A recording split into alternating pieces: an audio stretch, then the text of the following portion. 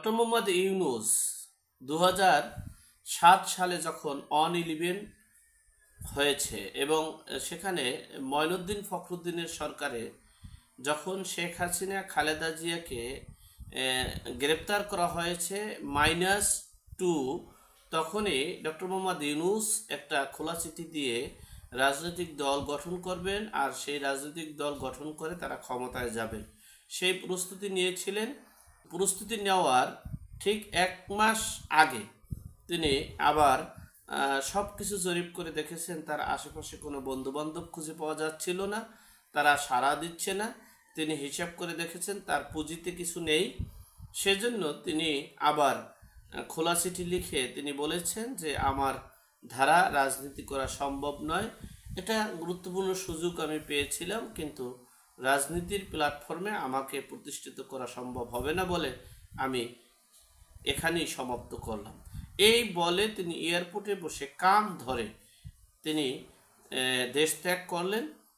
কিন্তু 1 যুগ পর আবার তার সেই স্বপ্ন সেই বাস্তবায়নের কাঙ্ক্ষিত লক্ষ্যে পৌঁছেছিল, কিন্তু দুর্ভাগ্যবশত 1 বছর দেশ পরিচালনা করার পর সর্বশক্তি দিয়ে তার একটা রাজনৈতিক দলকে প্রতিষ্ঠিত করতে চেয়েছিল, কিন্তু দেশি বিদেশি আন্তর্জাতিক চাপের মুখে পড়ে তার সেখান থেকেও মনে হচ্ছে কান ধরে দেশ ত্যাগ করার পরিকল্পনা করছে।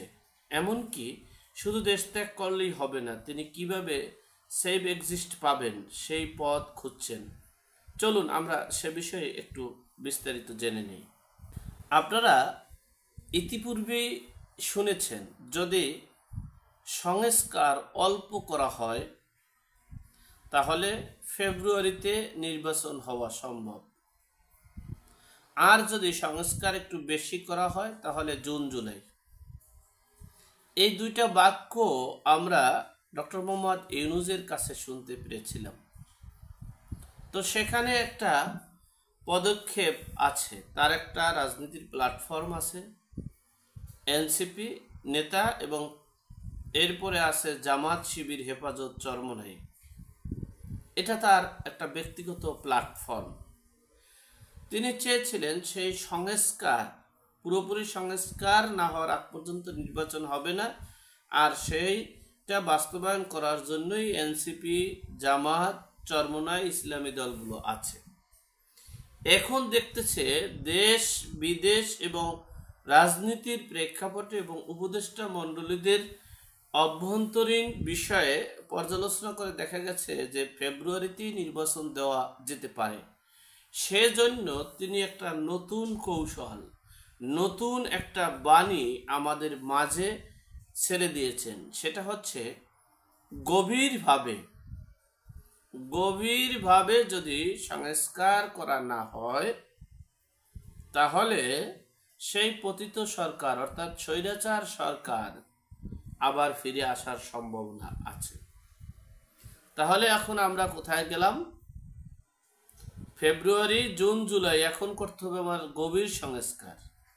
গভীর সংস্কার যে কতদিন করতে হবে, কতদিন করবে, একমাত্র আল্লাহ পাক রব্বুল আলামিন জানেন। এই গভীর সংস্কারটা কি সেই বিষয়টাই আপনাদের সাথে একটু শেয়ার করছি। গভীর সংস্কারটা হচ্ছে তিনি যে এই অন্তর্বর্তীকালীন সরকারের যে উপদেষ্টা, এই উপদেষ্টার দায়িত্ব কি? এই উপদেষ্টাদের নিয়োগ দিয়েছে রাষ্ট্রপতি। রাষ্ট্রপতির সকল দেশ পরিচালনার জন্য তাদের শুধুমাত্র পরামর্শ দেওয়ার জন্যই তাদেরকে নিয়োগ দেওয়া হয়েছে। কিন্তু দুর্ভাগ্যবশত সেই রাষ্ট্রপতিকে রোষানলে রেখে তারাই রাষ্ট্রের দুর্বৃত্তায়ন করে এবং পেশিশক্তি ব্যবহার করে, রাষ্ট্রযন্ত্র ব্যবহার করে তারা রাষ্ট্র পরিচালনা করছেন। এই যে অধ্যাদেশ জারি করে যে তাদের অন্তর্বর্তীকালীন সরকারের উপদেষ্টা নিয়োগ এবং শপথ পড়াইছে, সেখানে সেই অধ্যাদেশ অনুযায়ী তার হতে পারে জীবনের শেষ ফয়সালা আদালতে। তো সেটা তিনি জানেন। এটা জানার জন্যই তার গভীর সংস্কার করা দরকার। এখন গভীর সংস্কারের কোন কোন বিষয়?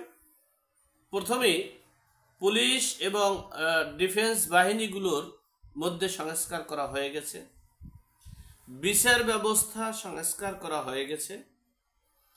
এরপরে ছিল বিমান বাহিনী, নৌবাহিনী, সেনাবাহিনী। চেয়েছিল রাষ্ট্রপতিকে পদত্যাগ করাইয়া নতুন রাষ্ট্রপতি নিয়োগ, এরপরে সেনা প্রধানকে সরাইয়া নতুন সেনা প্রধান নিয়োগ। এরপরেই হচ্ছিল তাদের কাঠামো। তো গভীর সংস্কারের মধ্যে রাষ্ট্রপতি ও সেনা প্রধান আছে। এরপরে আপনারা দেখেন এই তিন বাহিনীর প্রধানের মধ্যে বিশেষ করে বিমান বাহিনী আর সেনাবাহিনী, পরের ধাপে নৌবাহিনী।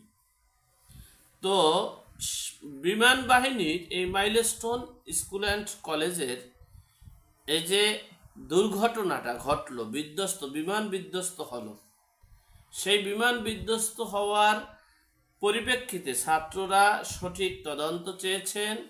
ছাত্রদের 6টা দাবি ছিল, সেই দাবি পূরণের জন্য তারা আন্দোলন করেছেন। ঠিক সেই মুহূর্তে তারা একটা তদন্ত কমিটি করেছেন। সেই তদন্ত কমিটির ঠিক 2 দিন পর, অর্থাৎ বিমান বিধ্বস্তর 4 দিন পরেই এই 112 জন পাইলটকে সংস্কার করলো। এরপরে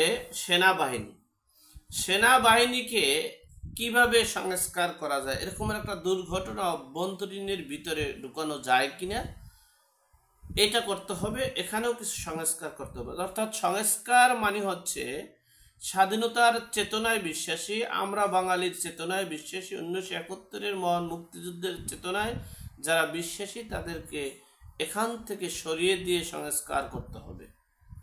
তো সেই গভীর সংস্কার না করা পর্যন্ত তিনি দেখতেছেন যে আওয়ামী সরকার আবার ক্ষমতায় ফিরে আসবেন।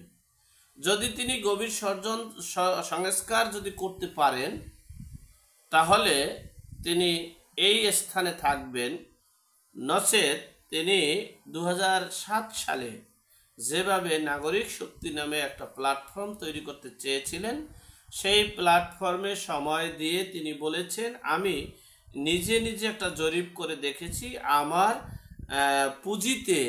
থলিতে কোনো পুঁজি তেমন নেই, আর আমার বন্ধু বান্ধব এবং রাজনীতিক যারা আছেন তারা সক্রিয়ভাবে রাজনীতিতে অ্যাক্টিভ হচ্ছেন না আমার প্ল্যাটফর্মে, সুতরাং আমার দ্বারা রাজনীতি করা সম্ভব নয়।